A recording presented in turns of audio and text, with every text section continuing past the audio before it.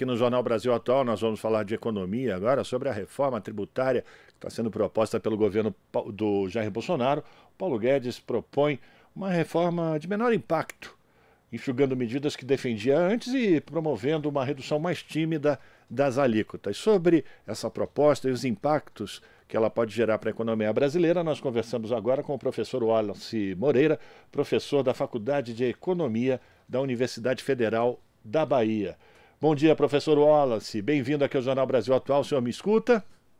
Sim, bom dia, Rafael. Bom dia a todos os telespectadores. É um prazer estar aqui, um prazer falar contigo mais uma vez. Prazer é todo nosso. Qual é a sua avaliação do que tem sido divulgado até o momento, professor, sobre essa proposta do governo de Bolsonaro de redução ou de reforma tributária, se é que a gente pode chamar de reforma tributária, porque até pouco tempo atrás a única proposta que Paulo Guedes apresentava era a criação de CPMF e pouco se mexia na estrutura tributária dos impostos, principalmente das empresas do país. Como é que o senhor avalia essa nova posição do governo Bolsonaro com relação à reforma tributária e se ela vai ser possível de ser colocada em debate e votação no Congresso Nacional? Eu acho que o que está acontecendo, na verdade, mais uma vez, é uma proposta de reforma tributária com o sentido de aumentar a arrecadação do governo e resolver, né, um suposto problema fiscal. E, mais uma vez, a gente vai abandonar a possibilidade de fazer uma reforma tributária que tenha a finalidade de promover uma profunda transformação estrutural, né, no sistema tributário brasileiro, que é altamente regressivo. Regressivo em que sentido? É que os tributos indiretos ele tem um peso muito maior na renda da classe trabalhadora do que os tributos diretos têm, né, nos ricos do país.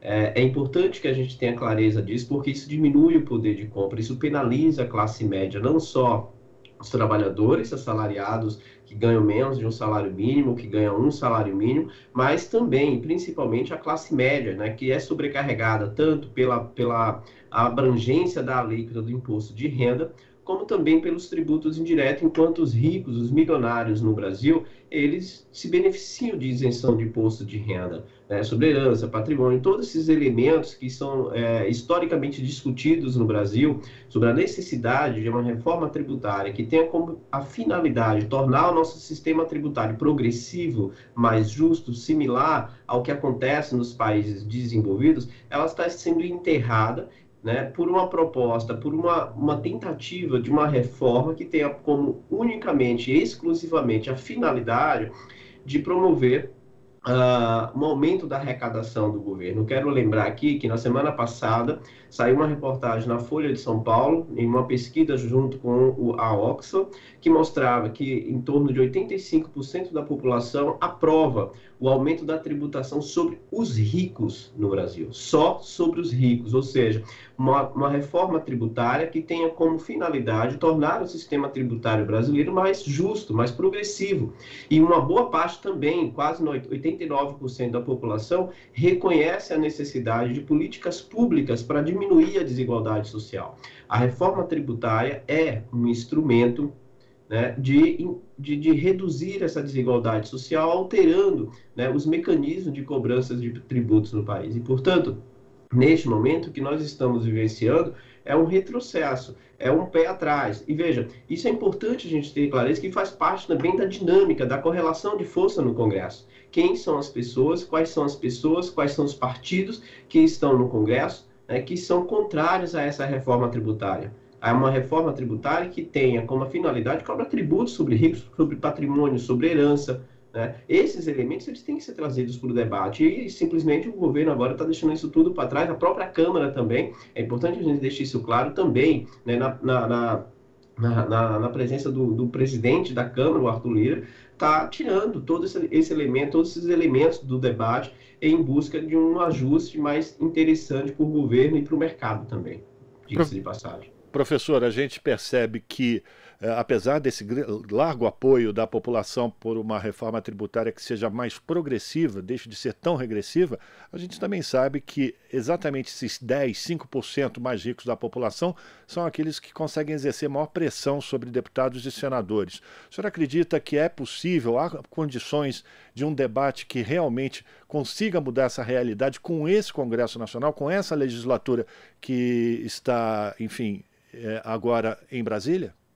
Não, não acredito, Rafael. Lamentavelmente, eu acho que, veja, uma coisa interessante, logo quando nós elegemos, né, em 2018 saiu o resultado da eleição, a Folha fez uma reportagem em que mostrava que mais de 50% dos nossos deputados são considerados milionários.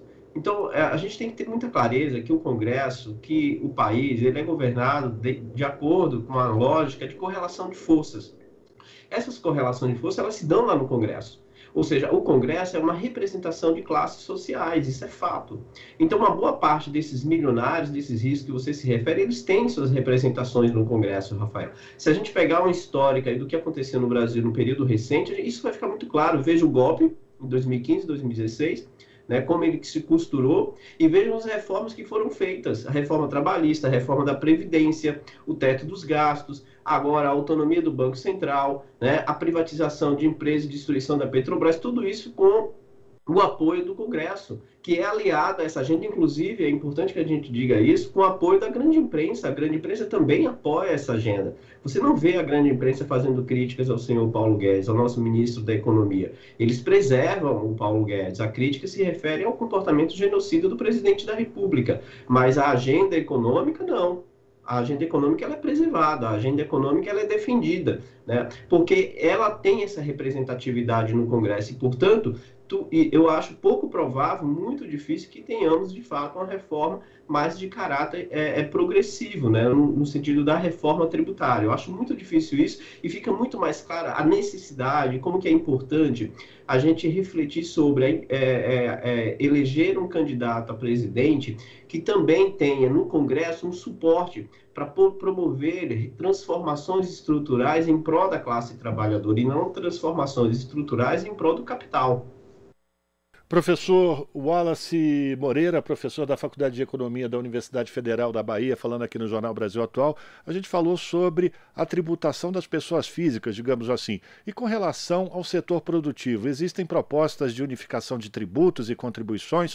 O senhor acredita que também, diante dessa disputa de interesses entre os estados, é possível a criação de uma nova forma de tributação do setor produtivo? Ou esse discurso assodado, urgente, como vem propondo o governo Bolsonaro, ele não vai dar em nada? Eu acho que dado o cenário, não vai ter mudanças mais relevantes nesse sentido de unificação de tributos, até porque o próprio governo, pela forma que geriu, né, a pandemia gerou um conflito entre os estados, entre as regiões. Eu acho que isso é muito difícil que se reflita agora numa reforma tributária mais interessante. Mas é um ponto interessante, Rafael, que eu acho que também a gente tem que trazer para o debate, que é a tributação, o aumento de tributos sobre as multinacionais, né? O G7 lançou uma nota agora em apoio ao aumento da tributação sobre as grandes multinacionais que operam na economia mundial. O mundo está debatendo isso, e eu acho que isso é extremamente relevante. Nós temos grandes multinacionais presentes no Brasil que se beneficiam de isenções, que se beneficiam de subsídios e que também tem que entrar no rol da discussão.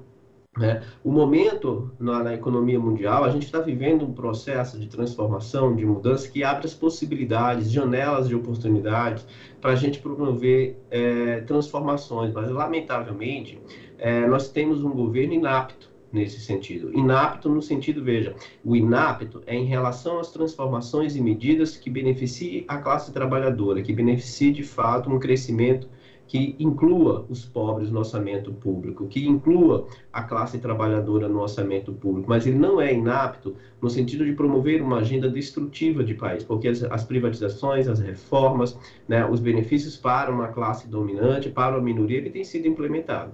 Isso a gente não pode deixar de levar em consideração, tá? Então, eu acho que o mundo está passando por essas transformações e, lamentavelmente, nós temos um governo que não tem a capacidade, também não tem o interesse de aproveitar essas janelas de oportunidade com transformações e com políticas econômicas que têm mais um cunho de inserção, de inclusão social, né? A gente está tendo aí na Europa, no plano Biden, na Ásia, com a China, com a Coreia, com o Japão, todos os países no mundo, eles estão revendo suas políticas que estavam sendo implementadas anteriormente, as políticas de caráter mais neoliberal.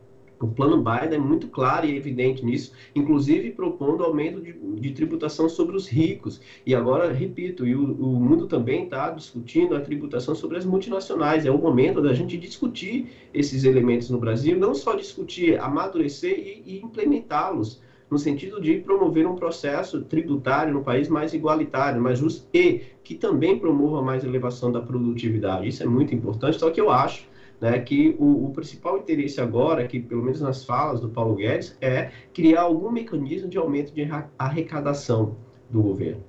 Pois é, o que a gente percebe, professor, e inclusive o Sindicato dos Auditores Fiscais lançou estudos mostrando o quanto está defasada a tabela de correção do imposto de renda.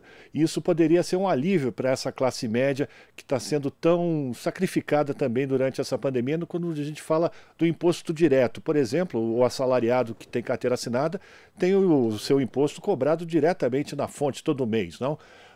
A senhora acredita que alguma modificação sobre essa questão da atualização da tabela de descontos ou de correção da tabela de isenção do imposto de renda será colocada pelo governo Jair Bolsonaro, que foi uma das bandeiras defendidas pelo Bolsonaro? A senhora acredita que diante dessa pressão para o aumento da arrecadação é possível também mexer com essa, enfim, com essa ferramenta que pode dar algum tipo de alívio para a classe média que vem sofrendo tanto? Eu acho que pode acontecer, Rafael. O mais provável é que o atual, né, a faixa de isenção é de 1.903, ele possa passar para um patamar de 3.000. É a aposta, né, que está sendo feita, que isso seja possível. Mas a ideia de isenção para rendas de 5.000, como o presidente Jair Bolsonaro tinha prometido, é pouco provável. Porque a grande questão que está sendo posta pelo governo é de que você precisa, né, se você mexer nas deduções de impostos de renda, você pode perder um volume de receitas e comprometer mais ainda, né, o orçamento do governo. Entretanto, como o governo está nesse discurso de ajuste fiscal, né, eu acho pouco provável que isso passe, né, de isenção acima de rendas de até 5.000. Então, eu acho que pode acontecer, talvez o mais provável, é de você aumentar a faixa de isenção aí para um patamar de até R$3.000. Tirando isso, eu acho pouco provável, pouquíssimo provável, né, dado o discurso da necessidade de ajuste fiscal, de aumento da receita por parte do governo. Como, né, eles estão querendo evitar o debate que seria mais profundo e mais importante agora, que é a tributação sobre herança, patrimônio, sobre os ricos, aumentar a alíquota para os ricos, o governo vai tentar resolver isso de uma forma mais aceitável dentro do Congresso, que é deixar a classe média pagar pela carga tributária brasileira, ou seja, continuidade a esse processo de um sistema tributário regressivo. Professor, do ponto de vista prático, diante dos prazos de tramitação dessas propostas, aprovação e tudo mais, o senhor acredita que é possível implementar qualquer tipo de reforma ou será uma reforma para, no final das contas, não mexer em nada? Lembrando que o ano que vem, eleições para os cargos legislativos, tanto nos governos estaduais como também na Câmara Federal e uma parte do Senado. O senhor acredita que os deputados terão e os senadores terão interesse em mexer com essas questões que envolvem tantos financiadores, digamos assim, de suas campanhas? Pois é, eu acho que é o que a gente acabou de discutir, Rafael. Eu acho que o que vai ser feito no espaço de tempo mais curto e mais necessário para resolver esse problema esse ano é um mecanismo de você tentar aumentar a arrecadação, inclusive com a volta da questão da CPMF, né, de uma nova alíquota, de uma nova cobrança de tributo, né, em que possa proporcionar o aumento da arrecadação do governo, compensando, inclusive, esse possível aumento de isenção de imposto de renda, passando para um patamar de R$3.000. Eu acho que esse é o possível. Ninguém espere transformações no sentido progressista. Veja, eu acho que não é apenas, Rafael, a questão dos interesses que giram em torno do conflito ali do Congresso. Eu acho que a própria inabilidade do governo, o interesse do governo e a própria proposta do Paulo Guedes. Eu acho que esses elementos, que essa proposta, ela vai ficar limitada nesse sentido, entende? Eu acho que não passa por isso. E aí, como você bem mencionou, vem a questão do ano eleitoral. O ano eleitoral ele é fundamental para que o governo possa se articular dentro de uma estratégia de promover o interesse daqueles que financiam suas campanhas, daqueles que te dão suporte nas campanhas eleitorais, e isso vai pesar muito. Portanto, eu não espero que o governo enfrente essa reforma tributária que tanto nós defendemos, que é a reforma tributária que promova um sistema tributário mais progressivo, colocar os ricos, os milionários no rol, né, do mesmo patamar do que acontece nos países desenvolvidos. Esses mesmos ricos que tanto exaltam os países desenvolvidos, mas quando se fala na tributação, né, eles se negam a discutir. E vejam, um elemento que é muito usado pelos ricos no Brasil, pelo grande capital no Brasil, é que a tributação sobre herança, patrimônio, né, sobre dividendos, que no Brasil é um dos poucos países que não tem tributos sobre dividendos, é de que vai ter fuga de capital. O mundo inteiro tem. Eu vou dar um caso agora exemplar do que está acontecendo na Coreia do Sul. O dono da Samsung morreu e eles vão pagar agora mais de 10 bilhões de imposto sobre herança e patrimônio. E ninguém está fugindo do país. O mundo está passando por esse processo. Já tem tributo sobre herança e patrimônio. Já tem tributo sobre dividendos. E ninguém fugiu de lugar nenhum. Né? Isso é um discurso muito mais ideológico, de interesses de classe, do que de fato acontece. Então, agora com o mundo discutindo tributação sobre os grandes ricos, de aumentar a tributação sobre os ricos, como está acontecendo nos Estados Unidos, do G7 está propondo, né, tributar as grandes multinacionais, para onde que o capital vai? Para onde que esse investidor vai? Não vai, ninguém vai fugir de lugar nenhum. A ideia é que a gente possa discutir, de fato, um sistema tributário mais justo, mas isso não vai acontecer e eu tenho clareza disso. A gente está conversando com o professor Wallace Moreira, professor da Faculdade de Economia da Universidade Federal da Bahia. Professor, vamos terminar essa nossa conversa, esse nosso bate-papo, fazendo uma avaliação da matéria publicada pela revista The Economist, que é a Bíblia dos neoliberais, inclusive muito utilizada pelos grandes veículos de comunicação, os hegemônicos, né? E um dos pontos colocados claramente por essa matéria, extensa matéria inclusive, foi que o Brasil precisa da saída de Bolsonaro para estancar esse processo de crise que já se arrasta pelo menos desde 2015, quando a presidenta Dilma sofreu o golpe jurídico parlamentar. Como é que o senhor avalia uma bíblia do mercado neoliberal, enfim, dos ricos, falando que o Bolsonaro é o grande entrave para a economia brasileira? Olha, Rafael, você começou muito bem falando sobre a questão da revista, do perfil da The Economist, né? É importante a gente fazer um retrocesso histórico, né? A gente tem pouco tempo, mas eu falei aqui rapidinho. Em 2009, a The Economist, ela lançou uma capa, né, botando o Cristo Redentor decolando, né? Mostrando que o Brasil estava voando, é o Brasil Take Off, né? E logo depois, veja, naquele momento ali, 2009, foi justamente quando os governos do PT começaram a promover aprofundar as políticas de transformações sociais no Brasil, política de investimento, de fortalecimento das grandes estatais, e nós ficamos ali na fronteira de sétima economia do mundo, de PIB do mundo, né, com inserção social, com melhoria e fortalecimento do mercado interno. E logo depois, em 2013, essa mesma The Economist, ela fez uma reportagem, uma capa, em que coloca o Has Brasil Blowing, né, em que botava o Cristo Redentor caindo ali, afundando. Né? E qual era a principal crítica da The Economist? A agenda econômica do governo, da Dilma, naquela época, né, em que ela promovia também ainda ali um processo aí de políticas econômicas que não era do interesse do mercado. Então é muito importante a gente deixar claro, e essa capa agora com o Cristo Redentor, né, uma máscara de oxigênio ali, respirando com máscara de oxigênio.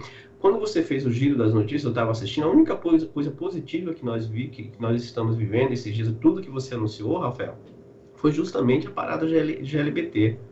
Porque as demais notícias foram tristes, deprimentes, porque é de fato o que nós estamos vivenciando. Mas aí eu repito, a crítica da revista The Economist ao comportamento genocida do Bolsonaro, ao ataque à imprensa, que é uma constante, é cotidiana, é diário, os jornalistas sofrerem ataques, serem agredidos pelo presidente da República, né, uma coisa completamente antirrepublicana, como falou o senador Randolfo Rodrigues na entrevista com vocês, né, mas aí também a questão da sustentabilidade, porque é uma questão civilizatória. Então, veja, a defesa da vida e a defesa do meio ambiente são questões civilizatórias. Qualquer pessoa que tem o mínimo de senso de civilização vão defender essa agenda. Então, veja, é muito importante ter cuidado com esse tipo de reportagem da The Economist, porque se o governo Bolsonaro tivesse, veja, o mínimo de civilidade, a The Economist não estava fazendo esse tipo de reportagem.